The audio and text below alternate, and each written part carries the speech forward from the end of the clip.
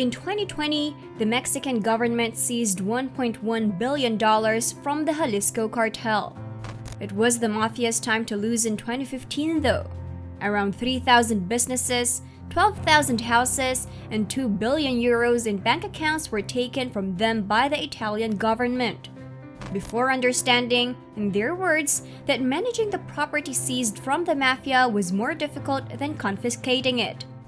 And the reason for this is that some of the most lucrative enterprises in the world are also some of the cruelest. Which are the top 10 global criminal groups in terms of wealth? Number 10. The Taliban. Though I'm sure you already know that the Taliban is a criminal group, I bet you weren't expecting to see them on this list. The Taliban factions, which were established in September 1994 by Mullah Muhammad Ammar and 50 students, became a significant issue in Afghanistan after repeatedly targeting the Afghan government. The Taliban, who now dominate Afghanistan after losing and regaining the country's territory from the United States, have forced their hardline ideologies upon the populace. But those who have suffered the most have been the women and girls. They have blocked them from exercising their fundamental rights to expression, movement, and education, and have also blocked their basic rights to life, livelihood, healthcare, food, and water. Now, beyond their reign of terror, the Taliban is also run like a business, and that's what has allowed them to survive for so long. When they seize a territory, their first point of call is to look for how they can convert the manpower of the population under their control, and the resources they have stolen into more wealth. And quite ironically, the Taliban's primary source of income comes from the production of illegal substances, mainly opium and heroin. They also get tens of millions from pirate mining of natural resources within the regions under their control, collecting ransom for hostages and donations. But it gets deeper. The Taliban relies on the substance networks created and refined by the cartels of Mexico. And today, they've been able to make Afghanistan the biggest heroin growers and producers in the world. More opium is grown in Afghanistan than there are farms for coca and all of Latin America. And the result of this is that the Taliban is worth a staggering $800 million to Forbes estimates. Number 9. Sinaloa Cartel. Over the past decades, the Sinaloa Cartel has grown to become one of the most influential drug organizations in the world. In the drug trade, there was hardly any cartel that had the presence, the exploits, and the bank that the Sinaloa Cartel has. Even after their leader El Chapo got captured and locked in the most secure prisons in the world, his cartel remained relevant and profitable. Today, they control 60% of revenue globally, and Fortune magazine says the cartel's revenue sits at $3 billion annually. But this is where things get tricky. No one can tell for sure just how much the cartel truly makes. When El Chapo was captured, the cartel suffered some losses and lost hundreds of millions worth of merchandise and distribution routes. But they recovered well enough to remain at the top of the business pyramid. And according to El Chapo himself, the cartel was under new leadership. El Mayo is a shadowy figure who is rumored to be worth billions. So depending on who you ask, the Sinaloa cartel could be worth as much as $6.5 billion and is unbelievably high as $500 billion. But since we can't accurately measure their net worth, we'll stick with the official estimate $3 billion. Number 8. Ndrangheta. The second largest mafia organization in the world is the Ndrangheta. They were the first to get in bed with South American cocaine dealers. And as a result, today, they control much of the transatlantic drug market distribution channel in Europe. In the past, they were integral to the rise of the infamous yet legendary New York crime families, and their presence is still felt in the US. So, how much are they worth? Well, that figure sits pretty much around $4.5 billion. And while it might seem staggering, it is justified, because the organization is more than 2 centuries in the making.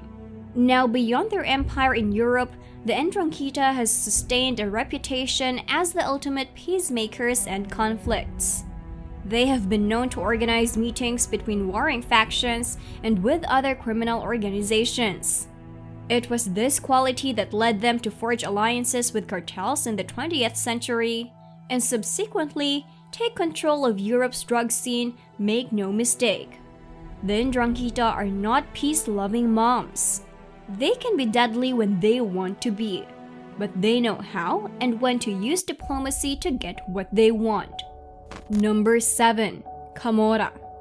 In 2005, this man, Casimo Di Lauro, who at the time was the acting head of his family's clan under the Kimora, kidnapped, tortured, and burnt alive the former girlfriend of a rival as he tried and failed to get his location from her. This is not even the breadth of the Kimora's brutality. And yet, despite how much the government has cracked down on these organizations, they still exist today. In fact, the Kimora is one of the most efficient and one of the most profitable surviving mafia organizations. How profitable? Fortune magazine estimates that the criminal group breaks in an estimated average of around $4.9 billion annually. And all of this is gotten from exploitation, firearms trafficking, narcotics peddling, gambling, and extortion of the most violent kind. One of the most amazing qualities of the Kimora is the fact that they don't have a centralized system of management, unlike the pyramid-like structure of the Sicilian Mafia.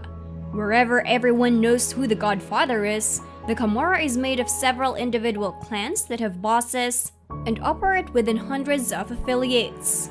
No wonder why they have been in existence since the 17th century. Number 6. Yamaguchi-gumi. Most people know them as the Yakuza, but the Yakuza is an umbrella term for criminal organizations that exist within Japan. And of the lot, the Yamaguchi-gumi are the largest. But they aren't just large. They are also thoroughly organized, incredibly influential, and ruthlessly disciplined. Founded in 1915 by a tenured criminal named Harukichi Yamaguchi, Yamaguchi-gumi would pick up a century's worth of violence, and that violence is not exclusive to outsiders. If you mess up as a member, you're required to chop off your fingers or ear in a ritual of an atonement called yubitsume that reaffirms your loyalty to the codes and ethics of the gang. The Mafia and Yakuza share a lot in common. On one hand, the Yakuza actively involve themselves in dispute resolutions that often leave them richer. They are also known for their heavy involvement and control of the gambling sector and drug trafficking in Japan. And when it comes to their structure, they also piece themselves together like the American Mafia. Familial relations are bound together in elaborate hierarchies where they are initiated to give up their past life completely and adopt their new one. Now, make no mistake, the Yakuza is just as old as the American Mafia, and the Yakuza existed for hundreds of years. And that's part of why today they are worth a staggering $6.6 billion. Number 5. Solntseevskaya Bratva. Everyone knows that Russia is built different from the West, so you can imagine what a Russian mafia would look like, and more importantly, what it would be worth. Unfortunately for us, the Russian mafia does exist. They are called Solntseevskaya Bratva, and their founder, Sergei Mikhailov, would rather be called a businessman than a thief. The man started a criminal enterprise in the 1980s as a waiter who had served a prison term for fraud. It grew to become a dangerous gang of foot soldiers. These foot soldiers were originally local unemployed young men with aggressive tendencies. But with time, they expanded and became more organized, operating territories that stretched from Russia to the major parts of Europe, North America, and even Africa. Today, they deal in every type of criminal activity you can think of: racketeering, extortion, illegal gambling, arms trafficking, human trafficking, and much more. Additionally, their structure is highly decentralized. The war organization is made up of semi-autonomous bridges that more or less operate independently from each other. However, they have mutual respect for one another and they will unite forces and resources if they encounter threats that surpass an individual brigade's capacity.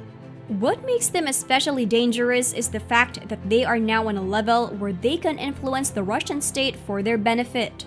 And they've even been able to do this by reinvesting ill-gained wealth into legitimate businesses like casinos, financial institutions, and even an international airport in Russia called Vnukovo Airport. By 1990, they even got more sophisticated and began moving their blood money through banks. And this allowed them to get close to the Russian oligarchs, who are quite frankly not too different from the career criminals themselves. At the very top of the food chain, the Russian Mafia is run by a 12-person council that routinely convenes to assess their organization. And today, they are 9,000 members strong.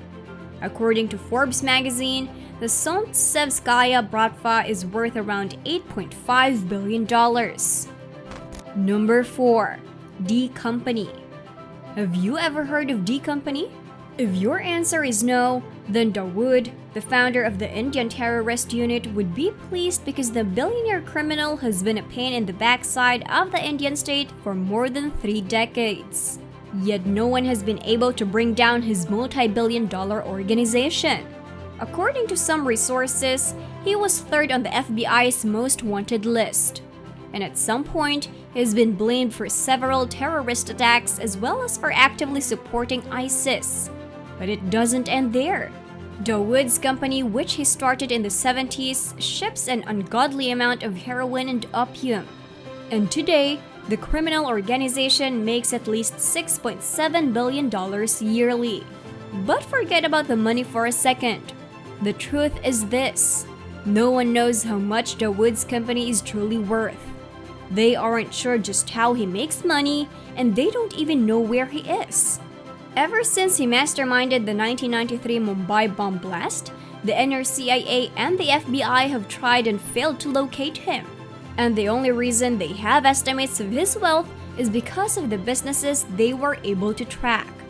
Dawood might never be caught, and his true wealth might never come to light.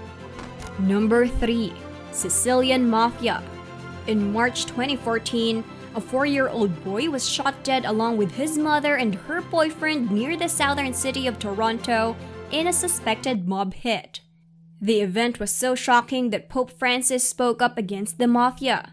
But that's a small price to pay to become a member of the Sicilian Mafia, otherwise known as the Cosa Nostra. Many would literally end someone's life to be members of the organization, and that's because Cosa Nostra is beyond just a criminal organization. It is a religion, a way of life. It is a life or death for every one of its members. The group had its humble origins in the 1800s in Sicily, Italy. Legend has it that it started as a prison gang that had a semblance of the same structure and values that the modern-day mafia still has. After years of refining and social climbing, they began to work hand-in-hand with oppressive governments, carrying several questionable assignments for corrupt government officials. Eventually, they were forced to expand to the US and Europe when totalitarian governments took power. Today, they oversee a vast network of gambling, extortion, money laundering, human trafficking, and many others. Now, if you're wondering how much they're worth, it's somewhere in the region of $7 billion. Number 2. Gulf Cartel. Founded by Juan Nepomuceno Guerra in the 1930s, the Gulf Cartel is one of the oldest and one of the most ruthless cartels in the world. From their domestic base in Mexico, they run international distribution networks in many parts of Europe and North America. However, their ruthlessness is what has made them survive for so long. Getting kidnapped by the cartels is often worse than a death sentence for a variety of reasons. Most likely because you're going to disappear without a trace.